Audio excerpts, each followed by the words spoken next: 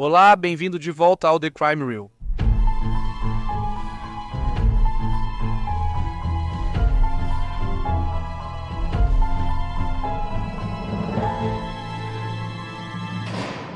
Para a narração de crime real de hoje, vamos analisar a vida e os crimes de dois irmãos, Walter e Carl Legrand.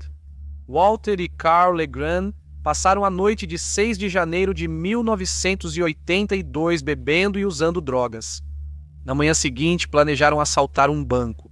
Não está claro quando essa decisão foi tomada, se foi bem pensada ou se tinham noção da violência que viria. No entanto, o que está muito claro é que os meio-irmãos haviam levado uma vida cada vez mais conturbada, com fichas criminais cada vez maiores. Nascidos em Augsburg, Alemanha, em janeiro de 1962 e outubro de 1963, respectivamente, Walter e Carl eram dois dos 3 filhos de uma senhora chamada Emma. Todos os 3 filhos de Emma tinham pais diferentes, de etnias diferentes. O pai da irmã deles, Patrícia, era um soldado branco da Alemanha. O pai de Walter era um porto-riquenho que estava estacionado na Alemanha e o pai de Carlos era um soldado negro cuja nacionalidade não é conhecida. Sozinha, Emma lutou para lidar com as demandas de sua jovem família. Walter e Carlos passaram 2 anos em um orfanato até que sua mãe se casou com um soldado negro americano chamado Maisie Legrand. Nesse momento, ela voltou para buscar os meninos e Maisie adotou os 3 filhos de Emma. Em 1967, a família se mudou para os Estados Unidos, onde suas vidas estavam longe de serem felizes. O casamento de Emma e Maisie foi marcado por brigas e infidelidade, e Maisie frequentemente batia excessivamente nas crianças. Os meninos eram vítimas de bullying por outras crianças devido às etnias mistas em sua família. Eles frequentemente fugiam de casa para escapar da vida miserável e acabaram se metendo em encrenca. Assim, eles seriam colocados em instituições onde sua vida seria mais estável e feliz. Carl ficou conhecido pelas autoridades pela primeira vez aos 9 anos de idade, quando foi pego roubando $969 de uma loja em Sierra Vista. 2 meses depois, ele teve problemas de novo, agora por roubar sapatos. Com o passar do tempo, as ações do garoto se intensificaram. Por exemplo, quando eles estavam morando em um posto militar no Texas, eles incendiaram um campo de golfe, causando cerca de $20 mil em prejuízos. Eles permaneceram na escola até os 11 anos, saindo por volta dos 16 anos de idade. Trabalharam brevemente como operários antes de se dedicarem totalmente ao crime. Em junho de 1980, ambos foram presos em conexão com uma série de assaltos a mercearias e um roubo à mão armada, em que foram levados $130. Carl era menor de idade na época e por isso foi enviado para uma unidade de detenção, onde permaneceu sob custódia até setembro de 1981. Ele foi solto pouco antes de completar 18 anos. Enquanto isso, Walter fez um acordo judicial que o levou a ser enviado para a prisão estadual do Arizona em Florence, antes de também ser libertado em setembro de 1981. Apenas um mês depois, ambos foram presos do lado de fora de um supermercado em Tucson. Eles foram acusados de 2 assaltos à mão armada, 3 sequestros e uma agressão agravada. Em relação a um assalto em uma loja Safeway no dia 9 de outubro e em uma loja Fry's Food no dia 12 de outubro, Carl pagou uma fiança de $1.100 e foi liberado pouco depois de sua prisão para aguardar o julgamento. Como Walter ainda estava em liberdade condicional pela condenação de 1980, foi novamente detido pelo Departamento de Correções. Sua fiança foi fixada em $5.500 e, sem conseguir pagar, ele permaneceu na prisão. Órgão do tribunal criado para decidir se presos aguardam julgamento em liberdade. O Centro de Voluntários Correcionais do Condado de Pima defendeu a libertação de Walter até o julgamento, afirmando que acreditavam que ele era uma boa aposta. Os termos de sua libertação o proibiriam de ver o irmão, Carl. O juiz do Tribunal Superior, Thomas Meehan, negou esse pedido. Liberação negada 2 vezes durante dezembro de 1981 devido ao Departamento de Correções ter colocado uma restrição de liberdade condicional em Walter, o que significa que ele não poderia ser solto até que uma audiência fosse realizada para determinar se ele havia violado sua condicional. Até 5 de janeiro de 1982, a restrição foi retirada e o juiz precisou conceder liberdade a Walter. A confiança do Centro Correcional em Walter estava totalmente equivocada. Os irmãos logo retomaram contato e passaram a planejar o próximo passo, sonhando com dinheiro fácil. Menos de 48 horas depois, na manhã de 7 de janeiro de 1982, eles foram até o Valley National Bank em Marana, uma cidade a noroeste de Tucson, no Arizona. O gerente daquela agência era Kenneth Hartsock, de 63 anos. Ele era muito conhecido e querido pela comunidade local. Nascido originalmente em Clarksville, Ohio, ele entrou para o banco em 1969 como gerente de empréstimos. E após uma série de promoções, ele foi transferido para a agência de Marana em novembro de 1978. Após alguns anos, tornando-se gerente em 1981, ele se casou com Marjorie e teve 2 filhos adultos, Kenneth Jr. e Cassie. Pouco antes das 8 da manhã daquele dia, Kenneth chegou ao trabalho. O primeiro trabalho dele, como todos os dias, era checar a segurança da agência e deixar um sinal combinado para os colegas de que estava tudo certo. Naquele momento, o sinal era que ele estacionaria seu carro em uma vaga específica para que os outros funcionários soubessem que o escritório estava seguro. No entanto, naquela manhã, Kenneth foi abordado por Walter e Carl, que o seguiram de volta ao banco e ordenaram que ele abrisse o cofre. Devido às medidas de segurança, Kenneth não conseguiu abrir o cofre, pois ele só tinha metade do código e precisava da outra metade, que estava com um segurança que chegaria em breve. Minutos depois, a caixa do banco, Dawn Lopes, de 20 anos, chegou para o seu dia de trabalho. Ela estava no banco há apenas 2 meses depois de se mudar da Califórnia. Quando ela entrou no banco, Carl ordenou que ela se sentasse. Ela tinha visto uma arma na cintura da calça de Carl, então fez exatamente o que lhe foi mandado. Walter e Carl conversaram ao lado do cofre. Quando Walter falou, se não abrir, a gente acaba com ele e vai embora. Dawn estava apavorada e Kenneth tentou confortá-la e garantir que eles ficariam bem e que Walter e Carl só queriam dinheiro. Kenneth e Dawn foram levados ao escritório de Kenneth e obrigados a sentar em cadeiras. Foram então amarrados com fita isolante preta e amordaçados com bandanas. Os irmãos seguiram ameaçando Kenneth e Dawn. Se não disserem a verdade, vamos matar vocês. Um dos homens segurou um abridor de cartas na garganta de Kenneth, ameaçando-o ainda mais. O telefone então tocou. Dawn foi instruída a atender enquanto Carl escutava. Do outro lado da linha estava outro funcionário do banco, Wilmer Rogers. Quando Wilmer passou de carro pelo banco naquela manhã, percebeu algo errado ao notar que o carro de Kenneth não estava lá. Isso mostrava que estava tudo bem no banco. Wilmer então foi a um telefone público e ligou para o banco. Ela disse para Dawn que tinha deixado os faróis do carro ligados e que, se Dawn não saísse para desligá-los, Wilmer suspeitaria de algo errado e chamaria a polícia. Wilmer quis falar com Kenneth, mas Dawn disse que ele não estava, embora soubesse que o carro dele estava no estacionamento. Isso acendeu ainda mais o alerta em Wilmer. Wilmer ligou para o escritório do xerife e depois para o 911 para pedir que enviassem ajuda ao banco. Carl disse para Dawn ir desligar as luzes do carro dela e avisou que, se ela não voltasse imediatamente, Kenneth seria morto. Dawn fez exatamente o que lhe pediram. Ela voltou para o banco e foi amarrada à cadeira pela segunda vez. Em seguida, ela ouviu uma briga atrás de si.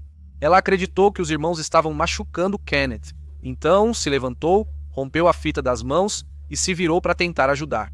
Ela viu Walter na frente de Kenneth e Carl atrás dele, segurando seus ombros. Os 3 homens estavam lutando. Walter veio em sua direção e a esfaqueou várias vezes na cabeça, pescoço e lateral até ela cair no chão. Kenneth também estava deitado no chão, e quando Walter terminou com Dawn, ela ouviu um dos homens dizer: Só tenha certeza de que ele está morto. Só tenha certeza de que ele está morto.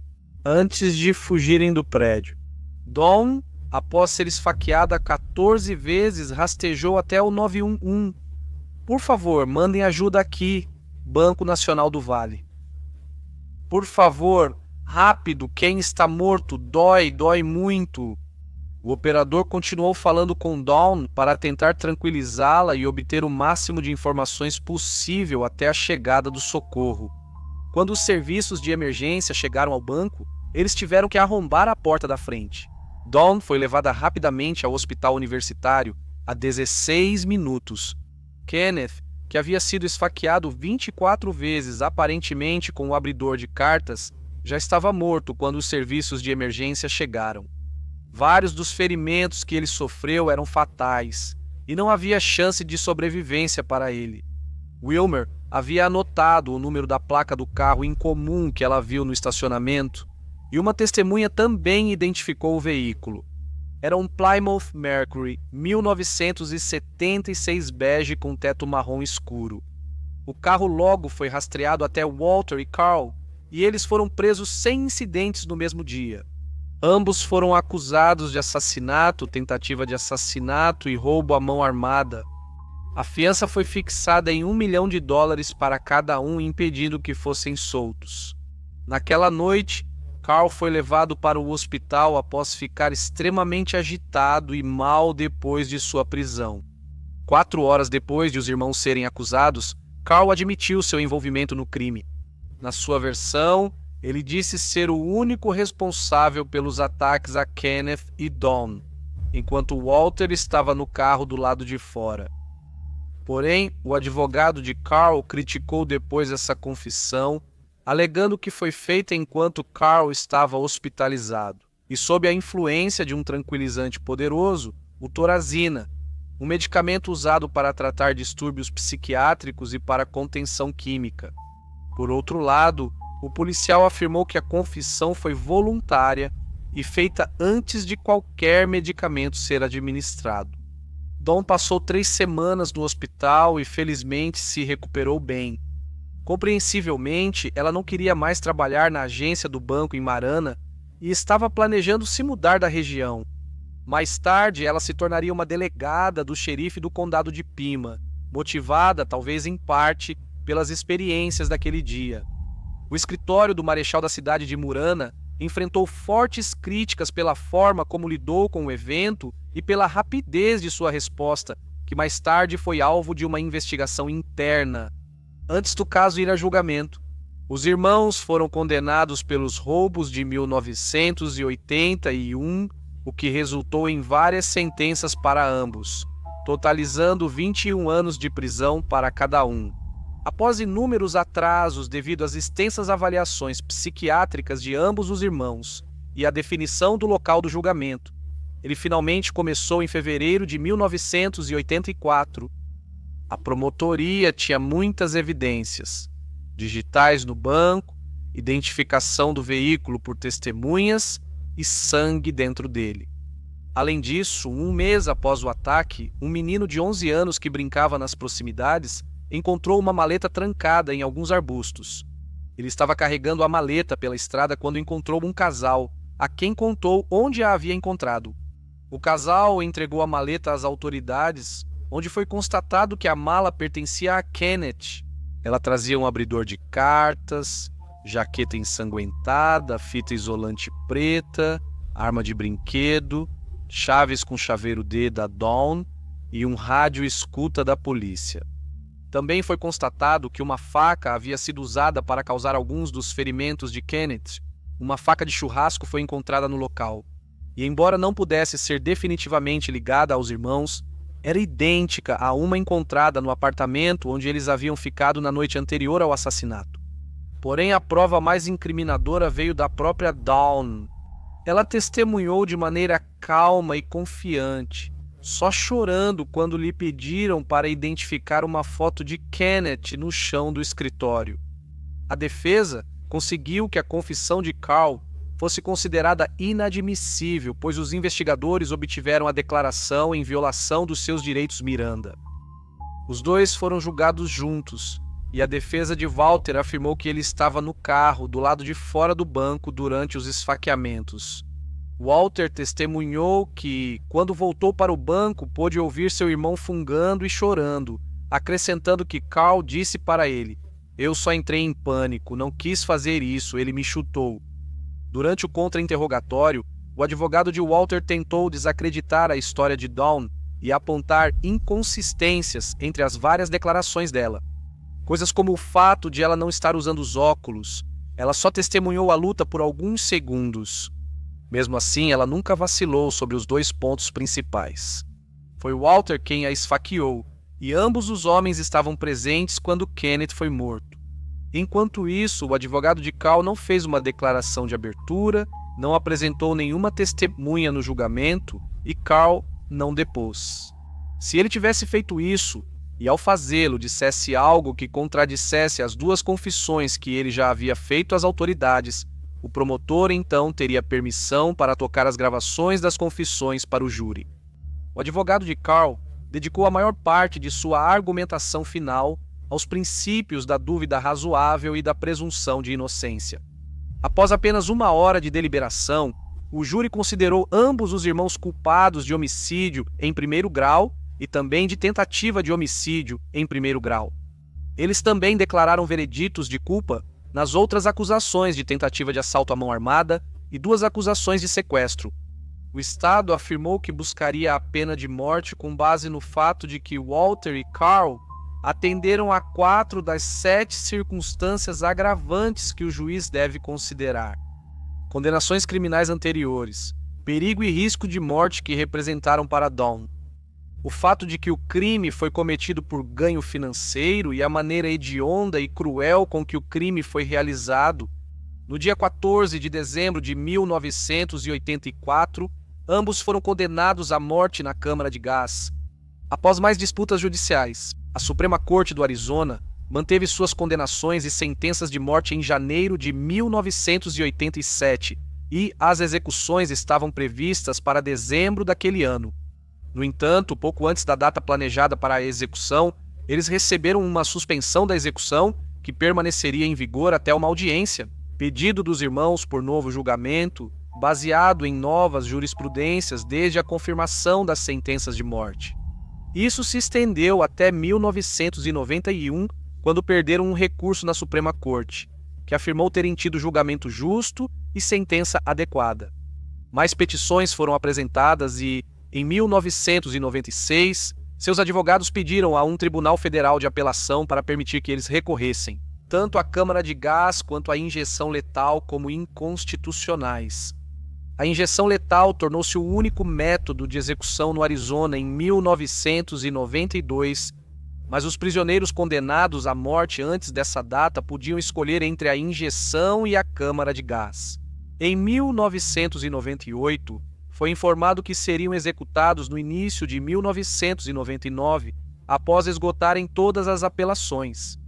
Carl, de 36 anos, estava programado para ser executado em 24 de fevereiro de 1999, e Walter, que na época tinha 38 anos, na semana seguinte, em 3 de março. Como tinham direito pela época da sentença, ambos optaram por morrer por gás, sendo os primeiros a escolher isso desde que a pena de morte voltou ao Arizona em 1992.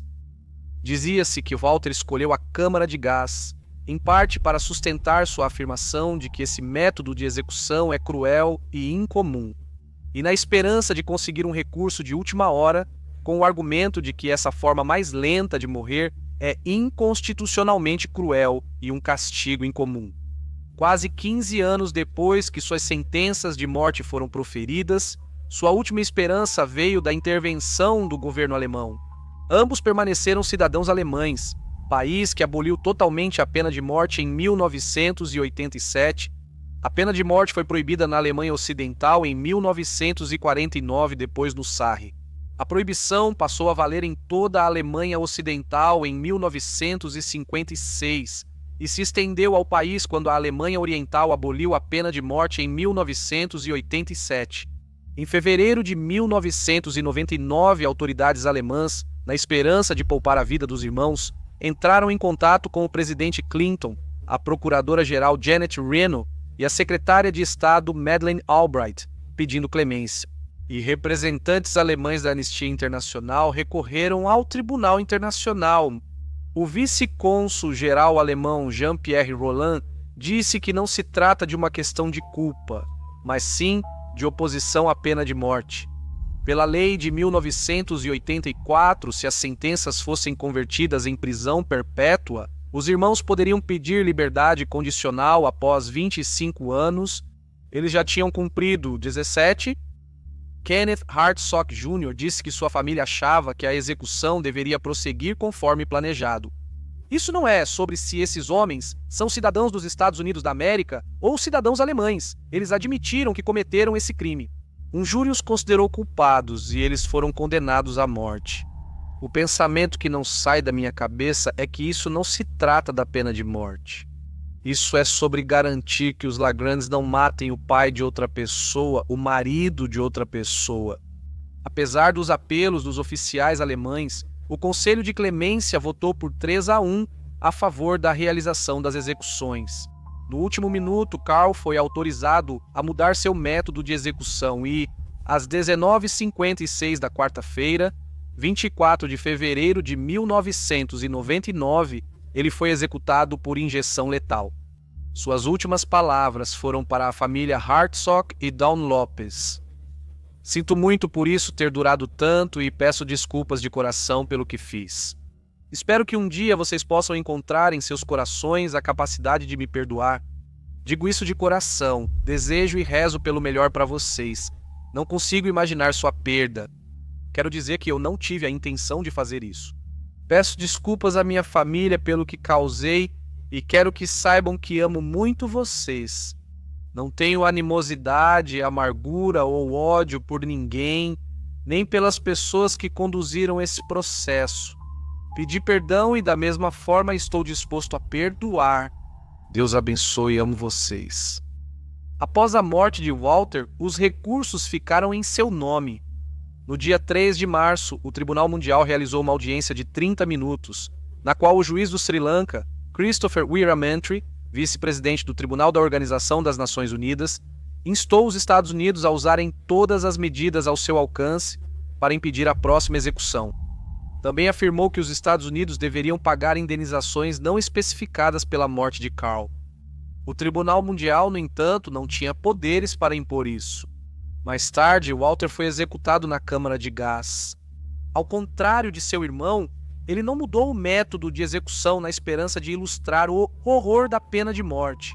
Sua morte levou 18 minutos, durante os quais ele engasgou e tossiu violentamente. Seus músculos das costas se contorceram até que finalmente sua cabeça caiu. As últimas palavras de Walter foram: "Só queria pedir desculpas à família Hartsock. É a primeira vez que vejo essa foto. Sinto muito. Espero que encontrem paz. Quero agradecer a Helen Hartsock por nos perdoar.